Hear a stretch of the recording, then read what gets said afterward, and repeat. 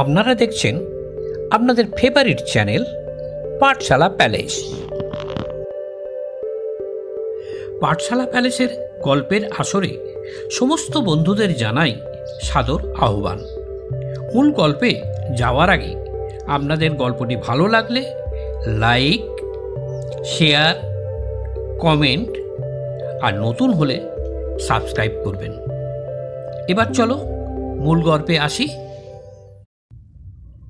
শুনেছেন কি কোনো জলের ইদারা এত আশ্চর্য যে সেই জল খেলে লোহা পর্যন্ত হজম হয়ে যায়? গোবিন্দপুর গ্রামের সেই ইদারা নিয়ে ছড়িয়েছিল নানা গুজব, ভৌতিক আর অদ্ভুত সব কাণ্ড কারখানা।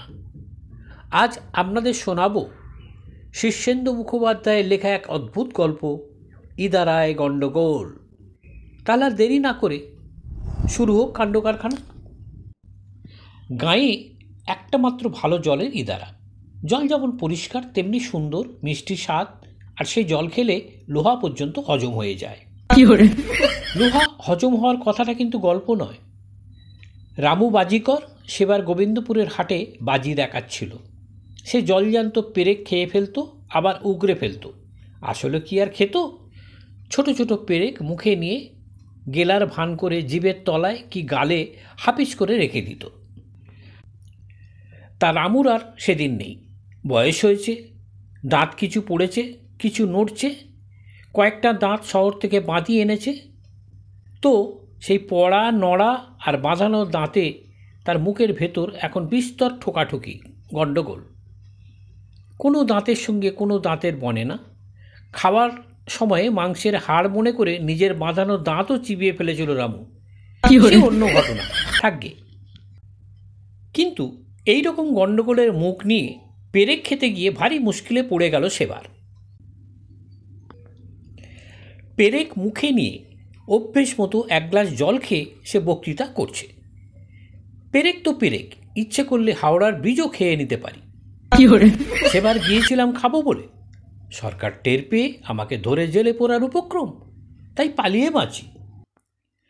বক্তৃতা করার পর সে আবার যথা নিয়মে ওয়াক তুলে ওগরাতে গিয়ে দেখে পেরেক মুখে নেই একটাও। বেবাক জিভের তলা আর গালের ফাঁক থেকে সাপ হয়ে জলের সঙ্গে পেটে এসে দিয়েছে। টের পেয়েই রামু ভয় খেয়ে চোখ কপালে তুলে যায় আর কি। পেটের মধ্যে 8-10টা পেরেক, সোজা কথা তো নয়। আধ ঘন্টার মধ্যে পেটে ব্যথা, মুখে গ্যাজলা। ডাক্তার কবিরাজ এসে দেখে বলল, অন্ত্রে ফুটো, পাকস্থলিতে ছেঁদা, খাদ্যনালী লিক, ফুসফুস ফুটো হয়ে বেলুনের মতো হাওয়া বেরিয়ে যাচ্ছে, আশা নেই। সে সময় একজন লোক বুদ্ধি করে বলল, পুরনো ইদারার জল খাওয়াও। ঘটিভর সেই জল খেয়ে রামু আধ ঘন্টা খানেকের মধ্যে গা ঝাড়া দিয়ে উঠল। শেষ পর্যন্ত দেখা গেল সত্যি লোহা হজম হয়ে গেছে। ইদারার জলের খ্যাতি এমনিতেই ছিল, এই ঘটনার পর আরও বাড়ল। বলতে কি, গোবিন্দপুরের লোকের এই ইদারার জল খেয়ে কোনো ব্যামোই হয় না। কিন্তু ইদানিং একটা বড় মুশকিল দেখা দিয়েছে। ইদারায় বালতি বা ঘটি নামালে দড়ি ছিঁড়ে যায়। দড়ি সবসময় যে ছেড়ে তাও নয়, অনেক সময় দেখা যায় বালতির হাতল থেকে দড়ির গিঁট কে যেন সযত্নে খুলে নিয়েছে। কিছুতেই জল তোলা যায় না। যতবার দড়ি বাঁধা বালতি নামানো হয় ততবারই একই ব্যাপার। গাঁয়ের লোকেরা পুরো পুরুত মশাইয়ের কাছে গিয়ে পড়ল, ও পুরুত মশাই, বিহিত করুন। ঠাকুরমশাই মাথায় হাত দিয়ে বসেছিলেন। দুঃখের সঙ্গে বললেন, ভাইহারা, দড়ি তো দড়ি, আমি লোহার শেকলে বেঁধে বালতি নামালাম, তো সেটাও ছিঁড়ে গেল। তার উপর দেখি জলের মধ্যে সব হুলুস্থুলু কাণ্ড হয়েছে। দেখেছ কখনো ইদারার জলে সমুদ্রের মতো ঢেউ ওঠে? কাল সন্ধ্যেবেলায় দেখলাম নিজের চোখে।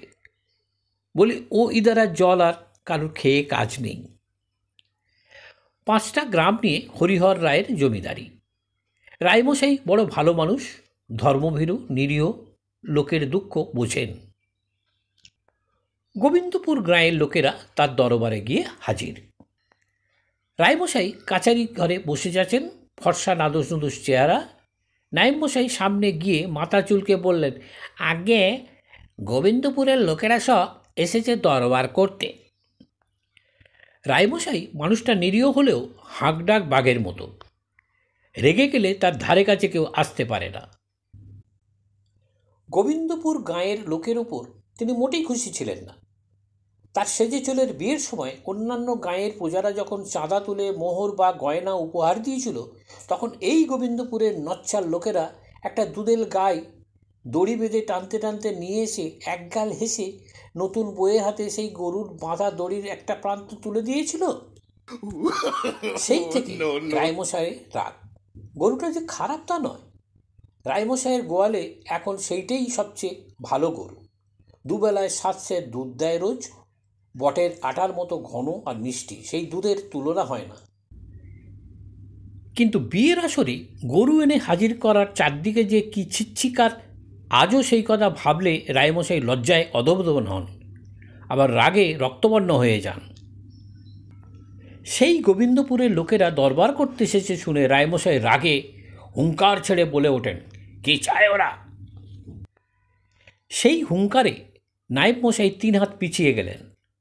প্রজারা আঁতকে উঠে ঘামতে লাগলো। স্বয়ং রায়মশাইয়ের নিজের কোমরের কষি পর্যন্ত আলগা হয়ে গেল।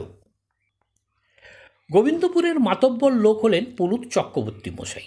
তার গালে সবসময় আস্ত একটা হর্তুকি থাকে, আজও ছিল। কিন্তু জমিদার মশাইয়ের হুঙ্কার শুনে একটু ভিড়মি খেয়ে ঢোক গিলে সামলে ওঠার পর হঠাৎ টের পেলেন মুখে হর্তুকিটা নেই। বুঝতে পারলেন চমকানোর সময় সেটা গলায় চলে গিয়েছিল, ঢোক গেলার সময় গিলে ফেলেছেন। আস্ত হর্তুকিটা পেটে হজম হবে কিনা কে জানে। একটা সময় ছিল পেটে জাহাজ ঢুকে গেলেও চিন্তা ছিল না। গায়ে ফিরে পুরনো ইদারার 1 ঘটি জল ডকডক করে গিলে ফেললেই জাহাজ রাঁঝরা। বামুন ভোজনের নেমন্তন্নে গিয়ে সেবার সোনার গায়ে 2 বালতি মাছের মুড়ো দিয়ে রাঁধা ভাজা মুগের ডাল খেয়েছিলেন। আরেকবার সতী পিসির শ্রাদ্ধে ফলারের নেমন্তন্নে 2টো আস্ত প্রমাণ সাইজের কাঁঠাল, 1 অন্নপ্রাশনের 1.5খানা পাঁঠার মাংস, জমিদার মশাইয়ের সেজে ছেলের বিয়েতে 80 টুকরো পোনা মাছ, 2 হাঁড়ি দই আর 2 সের রসগোল্লা। গোবিন্দপুরের লোকেরা এমনিতেই খাইয়ে, তারা যেখানেই যায় সেখানকার সব কিছু খেয়ে প্রায় দুর্ভিক্ষ বাঁধিয়ে দিয়ে আসে। সেই গোবিন্দপুরের ভোজনপ্রিয় লোকদের মধ্যে চক্রবর্তী মশাই হলেন চ্যাম্পিয়ন। তবে এসব খাওয়া দাওয়ার পিছনে আছে পুরনো ইদারার স্বাস্থ্যকর জল। খেয়ে এসে জল খাও, পেট খিদে ডাকাডাকি করতে থাকবে। সেই ইদারা নিয়ে বখেরা। চক্রবর্তী মশাই হর্তুকি গিলে ফেলে ভারী দুশ্চিন্তায় পড়ে গেলেন। হর্তুকি এমনিতেই বড় ভালো জিনিস, কিন্তু আস্ত হর্তুকি পেটে গেলে হজম হবে কিনা সেইটিই প্রশ্ন। পুরনো ইদারার জল পাওয়া গেলে হর্তুকি নিয়ে চিন্তা করবার প্রশ্নই ছিল না। চক্রবর্তী মশাই করজোড়ে দাঁড়িয়ে বললেন, রাজামশাই, আমাদের গোবিন্দপুর গ্রামের পুরনো ইদারার জল বড়ই বিখ্যাত। এতকাল সেই জল খেয়ে কোনো রোগ বালাই আমরা গায়ে ঢুকতে দিইনি, কিন্তু বড়ই দুঃখের কথা, ইদারার জল আর আমরা তুলতে পারছি না। রায়মশাই একটু শ্লেষের হাসি হেসে বললেন, হবে না, পাপের প্রায়শ্চিত্ত। আমার ছেলের বিয়েতে যে বড় গরু দিয়ে আমাকে অপমান করেছিলে। চক্রবর্তী মশাই জিভ কেটে বললেন, ছি ছি, আপনাকে অপমান রাজামশাই? সেরকম চিন্তা আমাদের মরণকালেও হবে না। তাছাড়া ব্রাহ্মণকে গোদান করলে পাপ হয় বলে কোনো শাস্ত্রে নেই। গোদান মহাপুণ্যকর্ম। রায়মশাইয়ের নতুন সভাপণ্ডিত কেশব ভট্টাচার্য মাথা নেড়ে বললেন, কূট প্রশ্ন, কিন্তু কথাটা আপাতগ্রাহ্য। রায়মশাই একটু নরম হয়ে বললেন, ইদারার কথা আমিও শুনেছি। সেবার আমার অগ্নিমান্দের সময় গোবিন্দপুর থেকে পুরনো ইদারার জল আনিয়ে আমাকে খাওয়ানো হয়, খুব উপকার পেয়েছিলাম। তা সেই ইদারা কি শুকিয়ে গেছে নাকি? চক্রবর্তী মশাই ট্যাঙ্ক থেকে আর একটা হর্তুকি বের করে লুকিয়ে মুখে ফেলে বললেন, আগে না, তাতে এখনও কাকচক্ষু জল টলটল করছে, কিন্তু সে জল হাতের কাছে থেকেও আমাদের নাগালের বাইরে। দড়ি বেঁধে ঘটি বালতি যাই নামানো যায় তা আর ওঠানো যায় না। দড়ি কে যেন কেটে নেয়, ছিঁড়ে দেয়, লোহার শেকলও কেটে দিয়েছে। রক্তচক্ষে রায়মশাই হুঙ্কার দিলেন, কার এত সাহস? এবার হুঙ্কার শুনে গোবিন্দপুরের লোকেরা খুশি হলো, নড়ে চড়ে বসল। মাথার ওপর জমিদার বাহাদুর থাকতে ইদারার জল বেহাত হবে, এ কেমন কথা? ঠাকুরমশাই বললেন, আজ্ঞে মানুষের কাজ নয়, এত বুকের পাটা কারণ নেই। গোবিন্দপুরের লেঠেলদের কে না চেনে? গোদের ওপর বিষ ফোড়ার মতো মাথার ওপর আপনিও রয়েছেন। লেঠেলদের এলেম না কুলোলেও আপনি শাসন করবেন, কিন্তু এ কাজ যারা করছে তারা মানুষ নন, অশরীরী। গোদের ওপর বিষ ফোড়ার উপমা শুনে একটু রেগে উঠতে যাচ্ছিলেন, কিন্তু অশরীরীর কথা শুনে মুহূর্তের মধ্যে কানে হাত চাপা দিয়ে ডুগরে উঠলেন রায়মশাই। ওরে বলিস না, বলিস না! সবাই তাজ্জব। নায়েব মশাই রোষ কষাকষিত লোচনে গোবিন্দপুরের প্রজাদের দিকে চেয়ে বললেন, মুখ সামলে কথা বলো। চক্রবর্তী মশাই ভয়ের চোটে দ্বিতীয় হর্তুকিটাও গিলে ফেলতে ফেলতে অতি কষ্টে সামাল দিলেন। রায়মশাইয়ের বড় ভূতের ভয়, পারতপক্ষে তিনি ও নাম মুখেও আনেন না, শোনেনও না, কিন্তু কৌতূহলের তো শেষ নেই। খানিকক্ষণ কান চাপা রেখে খুব আস্তে আস্তে একটুখানি চাপা খুলে বললেন, কি যেন বলছিলি? চক্রবর্তী মশাই উৎসাহ পেয়ে বললেন, আগে সে এক অশরীরী কাণ্ড। ভূ বলিস না, খবরদার বলছি, বলবি না। রায়বাবু আবার কানে হাত চাপা দেন। চক্রবর্তী মশাই বোকার মতো চারদিকে চান, সবাই ওর মুখ চাওয়াচাই করে। নায়েব মশাই চপ বলে একটা প্রকাণ্ড ধমক মারেন। একটু বাদে রায়বাবু আবার কান থেকে হাতটা একটু সরিয়ে বললেন, ইদারার জলে কি জানো? চক্রবর্তী মশাই এবার একটু ভয়ে ভয়ে বললেন, আগে সে এক সাংঘাতিক ভুতুড়ে ব্যাপার। চুপ করো, চুপ করো, রাম রাম রাম রাম বলে আবার রায়বাবুর কানে হাত। খানিক পরে আবার তিনি বড় বড় চোখ করে চেয়ে বলেন, রেখে ডেকে বল। আগে বালতি ঘটির সব দড়ি তেনারা কেটে নেন, শেকল পর্যন্ত ছেড়েন। তাছাড়া ইদারার মধ্যে হাওয়া বয় না, বাতাস দেয় না, তবু তালগাছের মতো ঢেউ দেয়, জল হিলিবিলি করে কাঁপে। বাবরে বলে রায়বাবু চোখ বুজে ফেলেন।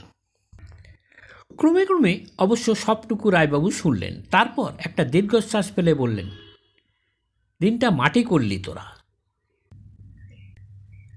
নায়েব মশাই আজ রাতে আমার শোবার ঘরে 4 জন দারোয়ান মোতায়েন রাখবেন। নায়েব মশাই বললেন, যে আজ্ঞে। গোবিন্দপুরের প্রজারা হাত জোড় করে বলল, হুজুর আপনার ব্যবস্থা তো দরওয়ান দিয়ে করলেন, এবার আমাদের ইদারার একটা বিলি ব্যবস্থা করুন। ইদারা বুঝিয়ে ফেলগে, ও ইদারা আর রাখা ঠিক নয়। দরকার হলে আমি ইদারা বোঝানোর জন্য গাড়ি করে ভালো মাটি পাঠিয়ে দেব। তখন শুধু গোবিন্দপুরের প্রজারা নয়, কাছারি ঘরের সব প্রজারাই হাঁ হাঁ করে উঠে বলল, তা হয় না হুজুর, সেই ইদারার জল আমাদের কাছে ধন্বন্তরী। তাছাড়া জল তো নষ্টও হয়নি, পোকাও লাগেনি, কয়েকটা ভূত। রায়বাবু হুঙ্কার দিলেন, চুপ, ও নাম মুখে আনবি তো মাটিতে পুঁতে ফেলব। সবাই চুপ মেরে যায়। রায়বাবু বেজার মুখে খানিকক্ষণ ভেবে ভট্টাচার্য মশাইয়ের দিকে চেয়ে বললেন, এ তো লেঠেলদের কম্য নয়, একবার যাবেন নাকি সেখানে? রায়মশাইয়ের আগের সভাপণ্ডিত মুকুন্দ শর্মা 100 বছর পার করে এখনও বেঁচে আছেন, তবে একটু অথর্ব হয়ে পড়েছেন, ভারী ভুলো মন আর দিন রাত খাই খাই, তাকে দিয়ে কাজ হয় না। তাই নতুন সভাপণ্ডিত রাখা হয়েছে কেশব ভট্টাচার্যকে। কেশব এই অঞ্চলের লোক নন, কাশী থেকে রায়মশাই তাকে আনিয়েছিলেন। তার ক্ষমতা বা পাণ্ডিত্য কতদূর তার পরীক্ষা এখনো হয়নি, তবে লোকটিকে দেখলে শ্রদ্ধা হয়। চেহারাখানা বিশাল তো বটেই, গায়ের বর্ণ উজ্জ্বলতা সেও বেশি কথা কিছু নয়, তবে মুখের দিকে চাইলে বোঝা যায় চেহারার চেয়েও বেশি কিছু ওর আছে, সে হলো চরিত্র। জমিদারের কথা শুনে কেশব একটু হাসলেন। পরদিন সকালেই গোগাড়ি চেপে কেশব রওনা হয়ে গেল গোবিন্দপুর। পেছনে পায়ে হেঁটে গোবিন্দপুরের 100-2 লোক। দুপুর পেরিয়ে গাঁয়ে ঢুকে কেশব মোড়লের বাড়িতে একটু বিশ্রাম করে ইদারার দিকে রওনা হলেন। সঙ্গে গোবিন্দপুর আর আশপাশে গাঁয়ের হাজার হাজার লোক। ভারী সুন্দর একটা জায়গায় ইদারাটি করা হয়েছিল। চারদিকে কলকে ফুল আর ঝুমকো জবার কুঞ্জবন। একটা বিশাল পিপুল গাছ ছায়া দিচ্ছে। ইদারার চারদিকে বড় বড় ঘাসের বন, পাখি ডাকছে, প্রজাপতি উড়ছে। কেশব আস্তে আস্তে ইদারার ধারে এসে দাঁড়ালেন, মুখখানা গম্ভীর। সামান্য ঝুঁকে জলের দিকে চাইলেন, সত্যিই কাকচক্ষু জল, টলটল করছে। কেশব আস্তে করে বললেন, কে আছিস, উঠে আয়, নইলে থুতু ফেলব। এই কথায় কি হলো কে জানে, ইদারার মধ্যে হঠাৎ হুলুস্থুলু পড়ে গেল। প্রকাণ্ড প্রকাণ্ড ঢেউ দিয়ে জল একেবারে ইদারার কানা পর্যন্ত উঠে আসতে লাগলো। সেই সঙ্গে বো বো করে বাতাসের শব্দ। লোকজন এই কাণ্ড দেখে দে দৌড় পালাচ্ছে। শুধু চক্রবর্তী মশাই ভয়ে কাঁপতে কাঁপতে একটু দূরে দাঁড়িয়ে আছেন। থুতু ফেলবেন না, থুতু ফেলবেন না বলতে বলতে ইদারা থেকে শয়ে শয়ে ভূত বেরোতে থাকে। চেহারা দেখে ভড়কাবার কিছু নেই। রোগা লিকলিকে কালো কালো সব চেহারা, তাও রক্ত মাংসের নয়, ধোঁয়াটে জিনিস দিয়ে তৈরি। সব কটার গা ভিজে সপসপ করছে, চুল বেয়ে জল পড়ছে। কেশব তাদের দিকে চেয়ে গম্ভীর হয়ে বললেন, ঢুকেছিলে কেন এখানে? আগে ভূতের সংখ্যা বড়ই কমে যাচ্ছে যে। এই ইদারার জল খেয়ে এ তলনাটের লোকেরা রোগ বালাই নেই, 100-150 বছর হেসে খেলে বাঁচে। না মলে ভূত হয় কেমন করে? তাই ভাবলু ইদারাটা দখল করে থাকি বলে ভূতেরা মাথা চুলকোয়। কেশব বললেন, অতি কূট প্রশ্ন, কিন্তু কথাটা আপাতগ্রাহ্য। ভূতেরা আস্কারা পেয়ে বলে, এই যে চক্রবর্তী মশাই দাঁড়িয়ে আছেন, ওরই বয়স 120 বছর। বিশ্বাস না হয় জিজ্ঞাসা করুন ওকে। কেশব অবাক হয়ে চক্রবর্তীর দিকে তাকিয়ে বলেন, বলে কি এরা মশাই, সত্যি নাকি? এক হাতে ধরা পইতে অন্য হাতের আঙুলে গায়ত্রী জপ করে ধরে রেখে চক্রবর্তী আমতা আমতা করে বলেন, ঠিক স্মরণ নাই। কূট প্রশ্ন, কিন্তু আপাতগ্রাহ্য, কেশব বললেন। ঠিক এই সময় চক্রবর্তীর মাথায়ও ভারী কূট একটা কথা এলো। তিনি ফস করে বললেন, ভূতেরা কি মরে? কেশব চিন্তিতভাবে বললেন, সেটাও কূট প্রশ্ন। চক্রবর্তী সঙ্গে সঙ্গে বললেন, কিন্তু আপাতগ্রাহ্য। ভূত যদি নাই মরে তবে সেটাও ভালো দেখায় না। স্বয়ং মাইকেল বলে গেছেন, জন্মিলে মরিতে হবে, অমর কে কোথায় কবে। ভূতেরা কাউ মাউ করে বলে উঠল, না সে আমরা কি করব, আমাদের হার্ট ফেল হয় না, ম্যালেরিয়া, ওলা উটো, সান্নিপাতিক, সন্ন্যাস রোগ হয় না, তাহলে মরব কিসে? দোষটা কি আমাদের? চক্রবর্তী সাহসে ভর করে বলেন, তাহলে দোষ তো আমাদেরও নয় বাবা সকল। কেশব বললেন, অতি কূট প্রশ্ন। চক্রবর্তী বলে উঠলেন, কিন্তু আপাতগ্রাহ্য। সপাচেক ছন্নছাড়া বিদঘুটে ভেজা ভূত চারদিকে দাঁড়িয়ে খুব উৎকণ্ঠার সঙ্গে কেশবের দিকে তাকিয়ে আছে। কি রায় দেন কেশব? একটা বুড়ো ভূত কেঁদে উঠে বললেন, ঠাকুর মশাই, জলে ভেজানো ভাত যেমন পান্তা ভাত, তেমনি দিনরাত জলের মধ্যে থেকে থেকে আমরা পান্তা ভূত হয়ে গেছি। ভূতের সংখ্যা বাড়ানোর জন্যে এত কষ্ট করলুম, সে কষ্ট বৃথা যেতে দেবেন না। এও অতি কূট প্রশ্ন, কেশব বললেন। চক্রবর্তী মশাই এবার আর আপাতকার্য বললেন না, সাহসে ভর করে বললেন, তাহলে ভূতেরাও মৃত্যুর নিদান থাকা চাই। না যদি হয় তবে আমি ওই দ্বারার মধ্যে থুতু ফেলব। আর তারই বা কী দরকার, এক্ষুনি আমি সব ভূত বাবা সকলের গায়ে থুতু ফেলছি। চক্রবর্তী মশাই বুঝে গেছেন থুতুতে ভূতেদের ভারী ভয়। বলার সঙ্গে সঙ্গে ভূতেরা আঁতকে উঠে 10 হাত পিছিয়ে চেঁচাতে থাকে, থুতু ফেলবেন না, থুতু দেবেন না। কেশব চক্রবর্তী মশাইকে এক হাতে ঠেকিয়ে রেখে ভূতদের দিকে ফিরে বললেন, চক্রবর্তী মশাই যে কূট প্রশ্ন তুলেছেন তা আপাতগ্রাহ্যও বটে, আবার তোমাদের কথাও ফেলনা নয়। কিন্তু যুক্তি প্রয়োগ করলে দেখা যায় যে ভূত কখনো মরে না, সুতরাং ভূত খরচ হয় না, কেবল জমা হয়। অন্যদিকে মানুষ 200 বছর বাঁচলেও একদিন মরে, সুতরাং মানুষ খরচ হয়, তাই তোমাদের যুক্তি টেকে না। ভূতেরা কাউ মাউ করে বলতে থাকে, আগে অনেক কষ্ট করেছি। কেশব দৃঢ়স্বরে বললেন, তা হয় না। ঘটি বাটি যা সব কুয়োর জলে ডুবেছে সব তুলে দাও, তারপর ইদারা ছাড়ো, নইলে চক্রবর্তী মশায়ের আমি দুজনে মিলে থু। আর বলতে হলো না। ঝপাঝপ ভূতেরা ইদারায় লাফিয়ে নেমে ঠন ঠন করে ঘটি বালতি তুলতে লাগলো। মুহূর্তের মধ্যে ঘটি বালতির পাহাড় জমে গেল ইদারার চারপাশে। পুরনো ইদারায় এরপর আর ভূতের আস্তানা রইল না। ভেজা ভূতেরা গোবিন্দপুর মাঠে রোদে পড়ে থেকে থেকে কদিন ধরে গায়ের জল শুকিয়ে নিল। শুকিয়ে আরও চিমড়ে মেরে গেল। এত রোগা হয়ে গেল তারা যে গায়ের ছেলেপুলেরাও তাদের দেখে ভয় পেত না। এইভাবেই পুরনো ইদারার ভূতের গল্প শেষ হলো। কিন্তু ভাবুন তো, যদি সত্যিই কোনো কুয়োর জল খেলে লোহা হজম হয়ে যায়, তবে মানুষ আর ভূত কার কপাল খুলবে? কমেন্টে জানাতে ভুলবেন না। আর হ্যাঁ, গল্প ভালো লাগলে লাইক, শেয়ার আর সাবস্ক্রাইব করে থাকুন পাঠশালা প্যালেসের সঙ্গেই। পরের গল্পে আবার দেখা হবে। ততক্ষণ পর্যন্ত সাবধান থাকুন, কারণ ইদারার জল এখনও টলটল করছে।